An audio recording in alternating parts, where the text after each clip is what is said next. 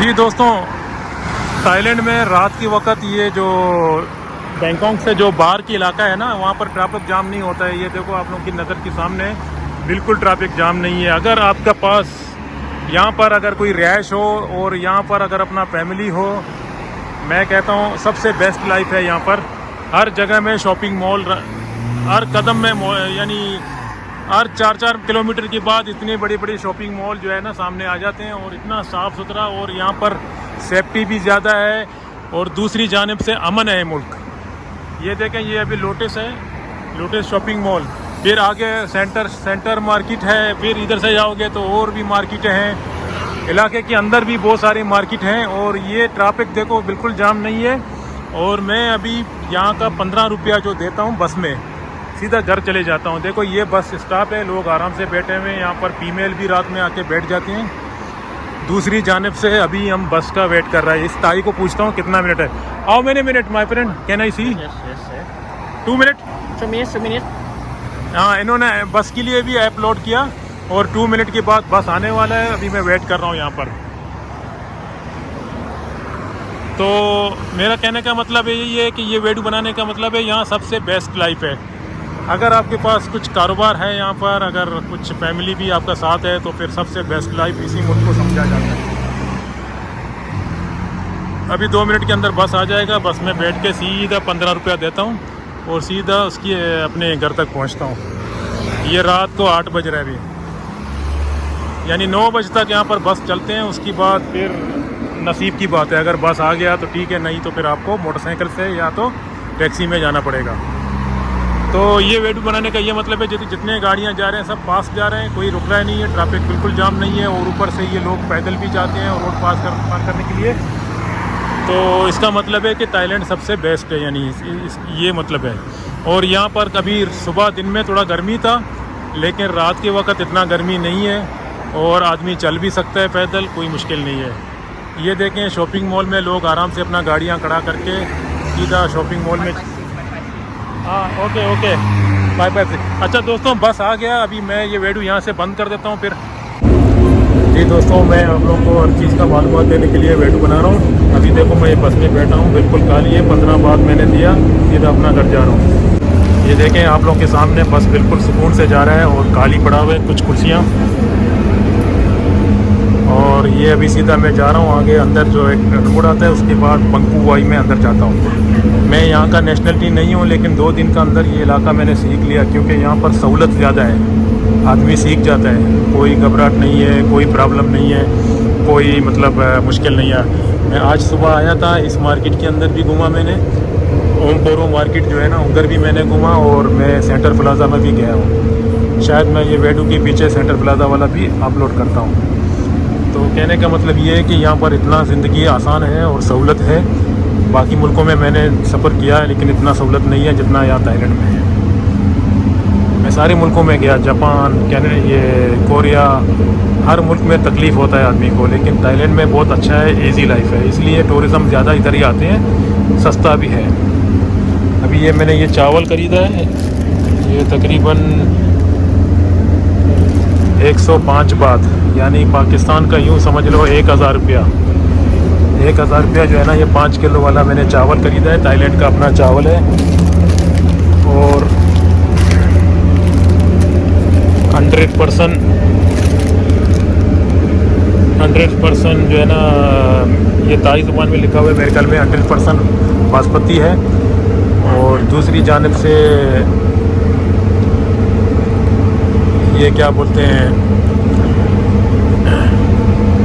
हिलाल भी लिखा हुआ है, यानी हर चीज़ ले लोगे तो इसके पीछे हिलाल लिखा हुआ है।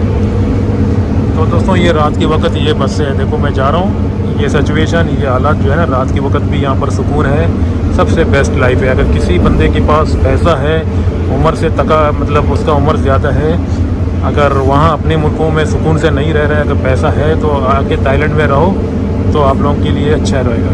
मैंने बहुत सारे पाकिस्तानी इंडियन लोग देखे हुए यहाँ पर, जो पैसे वाले हैं, वो आराम से यहाँ पर अकाउंटेशन लेके 4000-5000 बाद में महीना भर अकाउंटेशन मिल जाता है। उसके बाद आप आराम से ज़िंदगी गुजार सकते हैं। सिर्फ वीज़ा को जो है ना, उसको रिटायरमेंट वीज़ा बना दो, 50 साल की उम्र के वो ज़्यादा है अगर, ठीक है। उसके बाद फिर आपको जो है ना हर साल जो है ना यहाँ का 20-25 हज़ार बात देना पड़ेगा। उसके बाद आपको ये लोग कभी नहीं बोलेंगे चले जाओ अपना मुल्क। हर साल में आप लोगों को वीज़ा एक्सटेंड कर देगा। ये सबसे बेस्ट है। यहाँ पर गरीब भी रहते हैं, अमीर भी रहते हैं, लेकिन गरीब भी यहाँ पर कुछ है। ये जो लोड शेडिंग का नाम निशान बिल्कुल नहीं है। हर कदम में जाओ 7-Eleven मिलेगा। और मैं आप लोगों को ये भी बताता हूँ कि यहाँ पर जितने बड़े बड़े शॉपिंग मॉल हैं वो मॉलों का नाम है लोटस, सेंटर प्लाज़ा, बिग सी, ये दूसरा क्या बोलते हैं, centre festival mall, centre plaza भी है, सेंटर फेस्टिवल मॉल भी है और टर्मिनल 21 भी है। ये बड़े बड़े मॉलों का मैं नाम बताया। बाकी छोटे छोटे दुकान 7-Eleven जो बड़ा कंपनी है वो भी हर 4 कदम में मिल जाते हैं। फैमिली मार्ट, 7-Eleven, रात को 2 बजे भी उठो दुकान खुली है, कोई प्रॉब्लम नहीं है यहाँ पर। और ATM का मशीन हर गांव की कोने कोने में ATM का मशीन लगा हुआ है और आपको कोई बंदा आपको तकलीफ़ नहीं देगा। चलें दोस्तों, अभी मंजिल आ जाएगा, मैं उतरता हूँ, फिर आप लोगों को ये आखिरी वीडियो बना के देता हूँ। जी दोस्तों, अभी मेरा जगह आने वाला है। मैं देखो ये बटन को दबाता हूँ।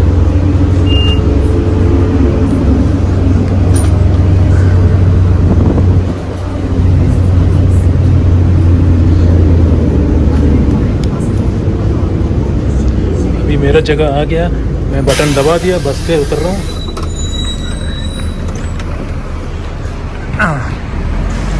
ये बस है देखो,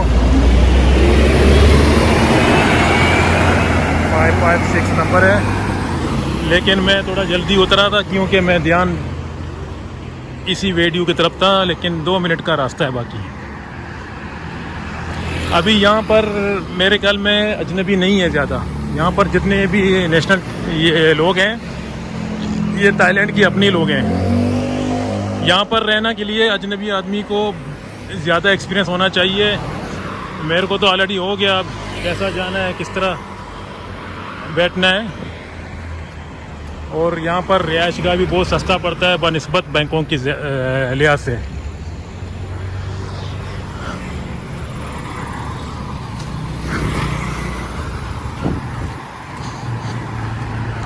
तो अभी ये तरकारी मैंने लिए है। अभी मैं सीधा अपना कमरे में जाता हूँ।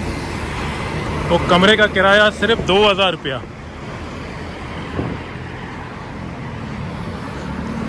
ये सिर्फ ताई लोगों के लिए है, लेकिन मेरा जान पहचान ये है, इसी वजह से थोड़ा सा मैं 2000 वाले ठिकाने में रह रहा हूँ। अगर कोई अजनबी भी यहाँ पर आ जाए तो यहाँ पर जो है ना डिपॉजिट भी करना पड़ता है। और मंथली 2000 रुपया सिर्फ यहाँ का थाईलैंड का, तो महीने भर का किराया होता है। उसके बाद इलेक्ट्रिसिटी, ये करंट का जो बिल आता है वो तकरीबन 200-250 तक आ जाता है। अगर पैन रूम है, एयर कंडीशन का रूम है तो ज़्यादा आ जाते हैं, थोड़ा 500-600 करके ज़्यादा मतलब। और पानी का बिल जो है ना 100 रुपया भी आ सकता है महीने का, 200 भी आ सकता है। वो इस्तेमाल करने की जो होता है ना, इस्तेमाल करने की हालत पे, यानी आप कितना इस्तेमाल करोगे उतना। ये बल्दिया का ड्रम बाहर रखे हुए हैं, आप जब भी खाना खाओ, जो किचरा मिचरा रूम में होगा तो आप इजी आके अपना ड्रम में किचरा फेंक सकते हो। यानी यहाँ पर आसान ज़िंदगी है। रात के वक्त हो, चाहे सुबह हो, चाहे दिन हो, चाहे कोई भी टाइम हो, आप यहाँ पर सेफ़ है। मगर अभी इतना रोड में रश है। देखो ये छोटा सा गाँव है मैं जो रह रहा हूँ, ये कोई बड़ी बिल्डिंग इधर कुछ भी नहीं है, लेकिन फिर भी इधर गाड़ियों का रश है, यानी आमदरफ्त होता रहता है। तो अभी मैं जा रहा हूँ अपना कमरे के, लेकिन ये रोड क्रॉस करने के लिए गाड़ी बड़ी स्पीड से आ रहे हैं। थोड़ा सा रुका हूँ मैं, 1 मिनट के अंदर शायद थोड़ा रश ख़त्म हो जाए। ये सामने जो मेरा अकोमोडेशन दिख रहा है वो दरवाजे के अंदर जाता हूँ। लेकिन यहाँ पर ताई लोग जो है ना ज़्यादा ज़ोर से बात करने के अच्छा नहीं लगता है। जैसा हमारे मुल्कों में ना ज़ोर से बात करते हैं रात के वक्त रूम में, ये लोग मुनासिब नहीं समझते हैं। ये सुकून वाले लोग हैं, वो सो रहे हैं। जैसा मैं वहाँ पहुँचूँगा तो मैं अपना आवाज़ भी बंद करूँगा, ये बोलने वाला। ठीक है दोस्तों, अभी तो मैं आ गया ऑलरेडी इधर। अभी देखो कितना खामोशी है ऊपर भी कमरे हैं, नीचे भी है। यहाँ पर रात के वक्त बारिश भी होता है। ये एक कमरा है।